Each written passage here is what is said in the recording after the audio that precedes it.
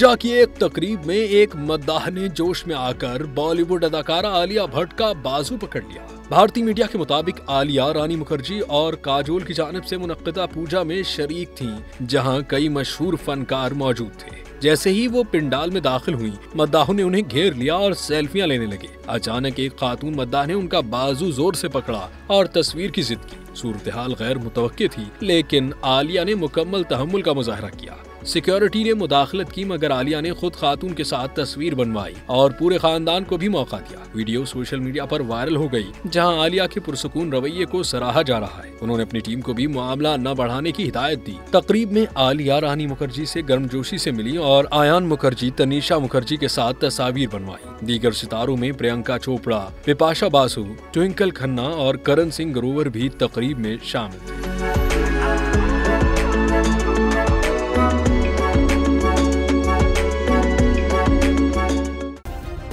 Subscribe करें और bell दबाएं ताकि कोई खबर रह न जाए।